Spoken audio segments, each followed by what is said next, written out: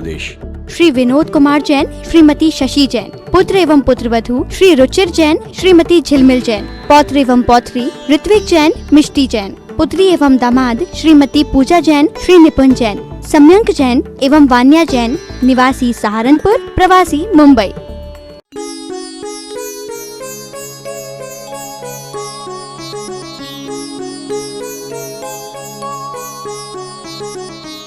बात थी उस समय, जैसे कभी समय समय पर आपत्तिकाल का कार्य होता है ना, तो रोक दिए जाते हैं वाहन आदि मार्ग पर चलने के लिए। अब भाई जी घबरा गई, बोली क्या हुआ देखो ना, पता करो। मैंने कहा भाई जी पुलिस है, कोई बात नहीं, आप घबराओ मत। और पुलिस ने ड्राइवर से बात की, कहाँ जा रहे हो? बात को ली जा रहे हैं। जब वाहन का निकलना बंद है तो तुम गाड़ी कैसे ले जा रहे हो? कुछ नहीं, ये ब्रह्मचारिणी दीदियां हैं, साध्वियां हैं।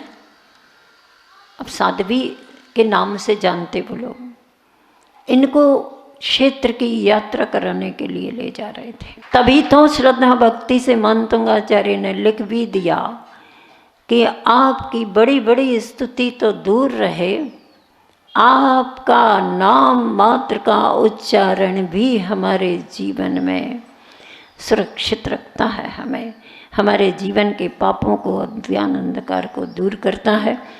यह विश्वास, ये आस्था हमारे अंतस में जागृत होनी चाहिए। और अगले काव्य में पुनः भगवान आदिनाथ स्वामी जी की स्तुति करते हैं। इन प्रत्येक काव्यों को 48 काव्य है और 48 रिद्धि मंत्रों को भी जोड़ा गया है।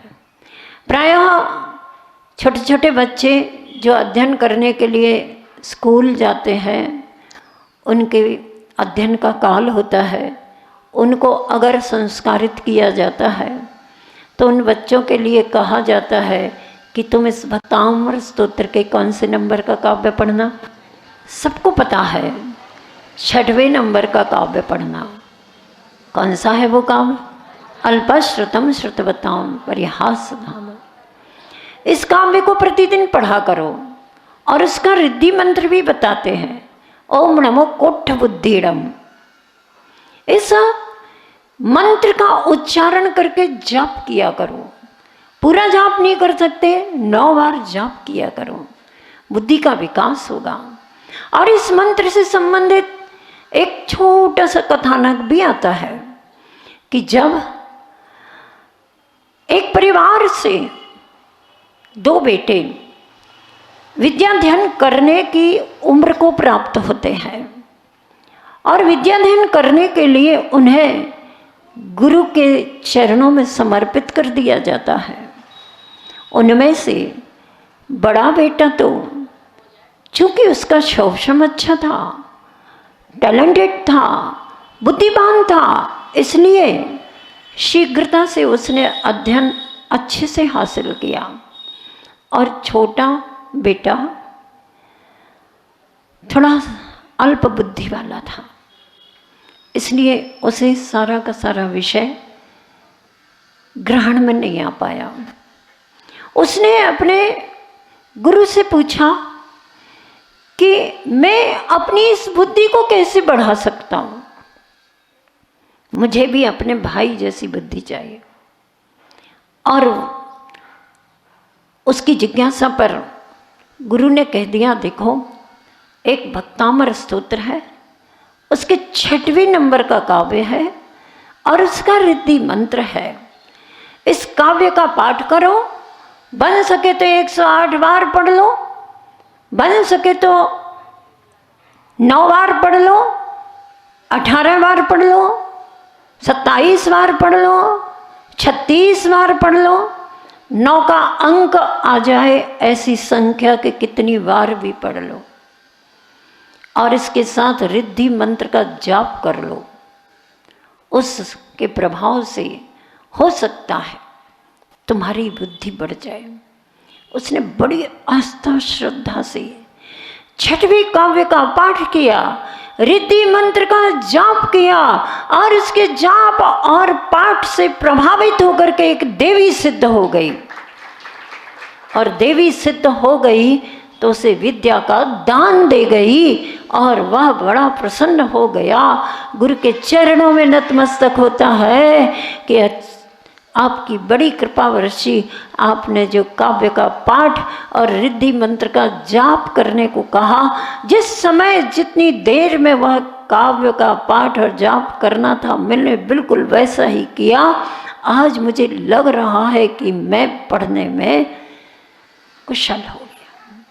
ये प्रभाव भक्तामृत स्तोत्र के एक काव्य के पाठ करने का नहीं, प्रत्येक काव्य के पाठ करने का प्रभाव कथानकों में दिया गया है। मैंने भी अपना अनुभव आपको बताया था कि इस भक्तामृत स्तोत्र के पाठ करने से मेरी थायराइड ग्लैंड का ऑपरेशन होने के बाद आवाज़ पूरी बंद हो गई, स्वर नहीं निकल पा रहे थे। भक्तामृत स्तोत्र का पाठ चल रहा था, रात्रि के 2 बजे, 3 बजे, 12 बजे, 10 बजे, 11 बजे से लेकर के 3-4 बजे तक पाठ में शामिल हुई। एक बार बड़ी श्रद्धा भक्ति के साथ मैंने भगवान के सामने अपनी प्रार्थना की, भावना रखी, हे भगवान, मान तुंगाचार्य के 48 ताले टूट गए, क्या आपकी भक्ति करने से मुझे स्वर की प्राप्ति नहीं होगी? क्या इस गले में अगर ऑपरेशन के समय कोई वोकल कार्ड पर ताला पड़ गया हो तो क्या ये ताला खुलेगा नहीं? बस मैंने जोर से काव्य पढ़ा।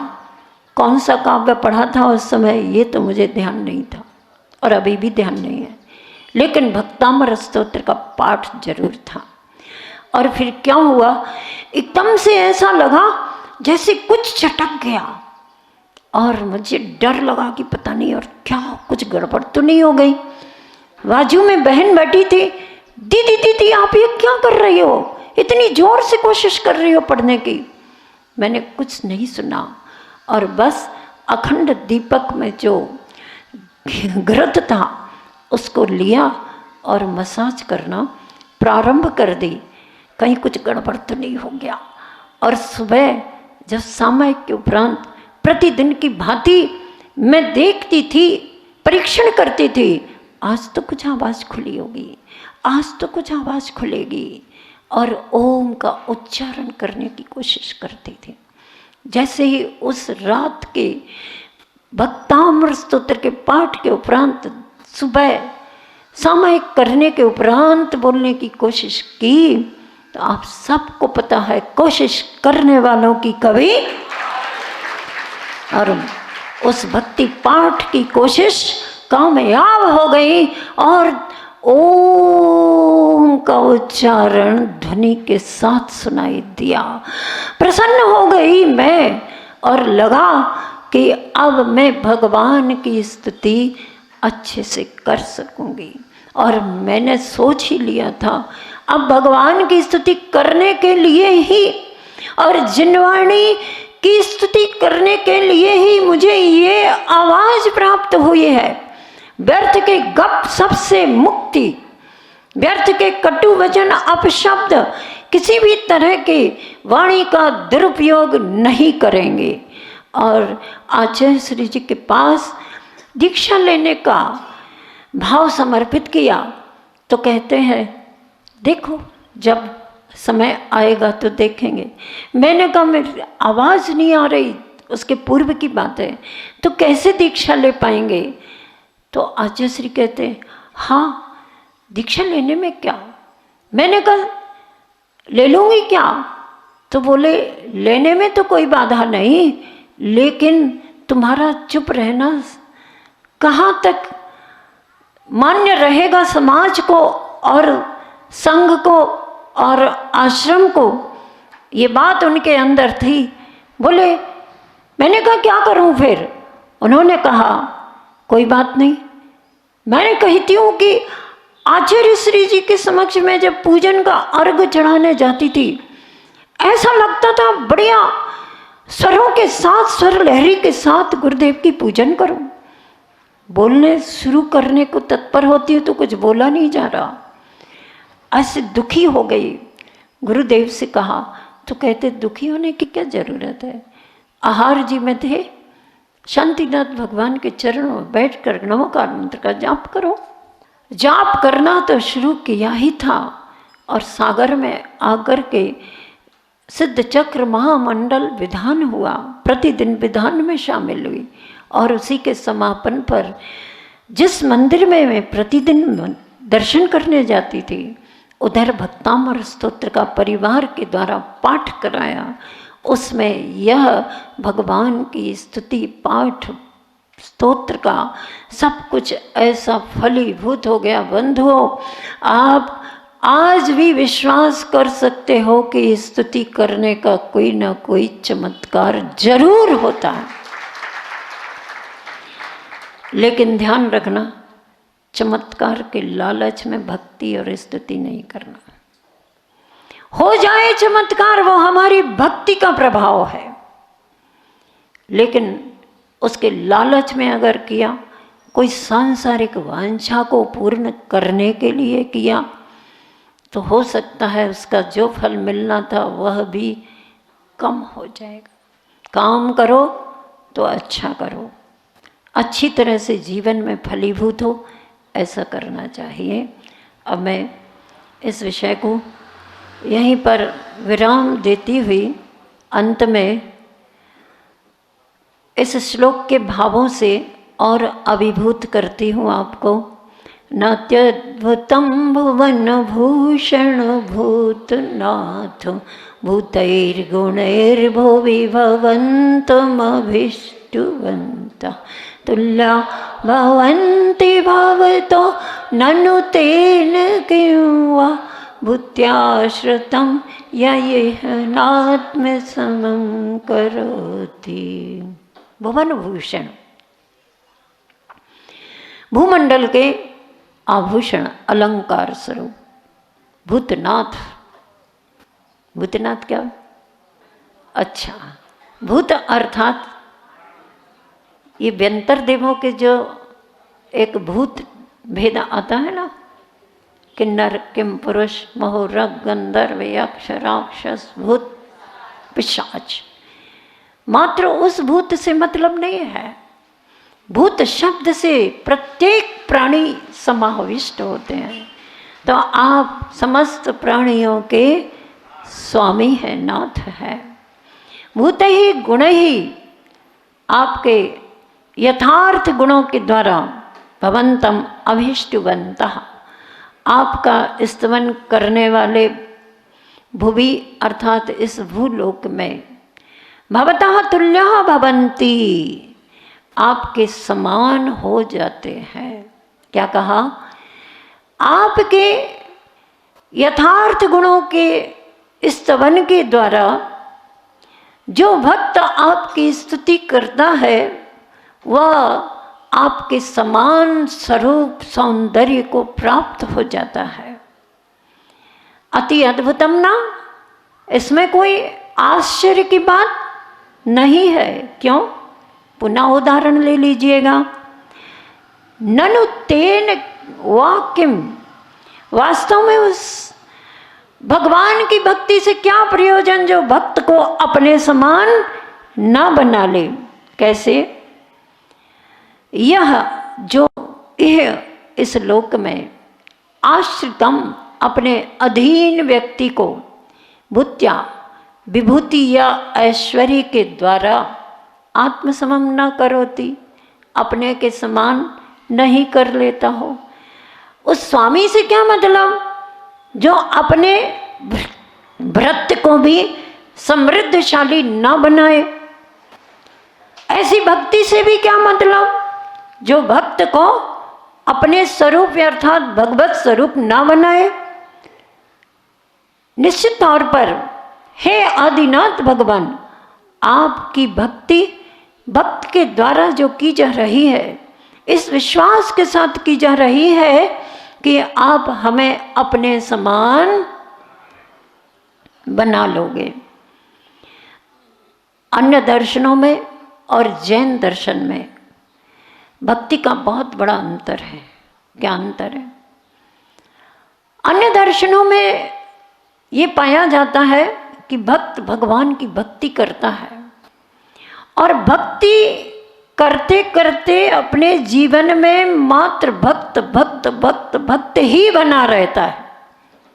लेकिन जैन दर्शन की ये विशेषता है कि भगवान की भक्ति करते करते करते करते अपने जीवन में एक दिन, भले इस भाव में ना सही, पर भाव में उस भक्ति का फल भी मिलेगा और वह निकट भाव में भक्त से भगवान का स्वरूप सौंदर्य प्राप्त कर लेता है। ये आपकी भक्ति का महिमा का अचिंत प्रभाव होता है। इसलिए हे भगवान, हम इस भावों से आपकी भक्ति करते हैं कि मैं भी आपके जैसा बन जाऊं। हमेशा भगवान की भक्ति करना, संतान नहीं है इसलिए भक्ति कर लो, अर्थ वैभव कम है इसलिए भक्ति कर लो, शरीर का सौंदर्य कम है इसलिए भक्ति कर लो। अब क्या होता? शरीर का सौंदर्य तो पूर्व में भक्ति की होगी भगवान की, तो जब उस भगवान की भक्ति करने से भगवत का स्वरूप प्राप्त हो सकता है, तो क्या ये शरीर का रूप सौंदर्य प्राप्त नहीं होगा? होगा ही होगा। भक्ति है सुंदर रूपम। आचार्य समंत भद्र स्वामी जी ने लिखा ही है रत्नकरंड श्रावकाचार में कि भक्ति के द्वारा सौंदर्य, रूप सौंदर्य प्राप्त होता है।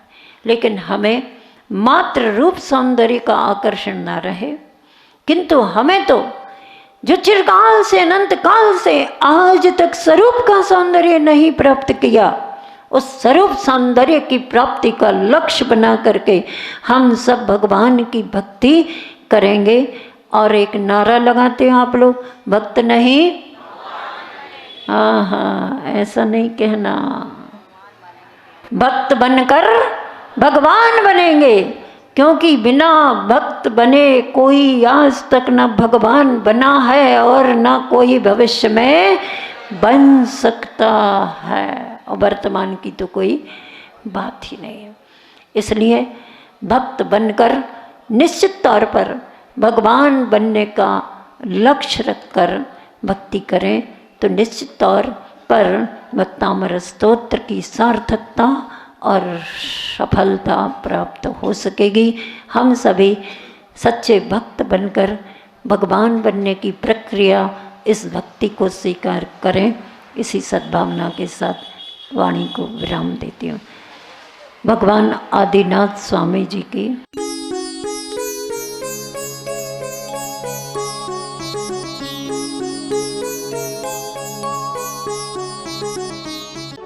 इस कार्यक्रम के पुण्यार्जक थे श्री दिगंबर जैन समाज, गौर झामर, मध्य प्रदेश।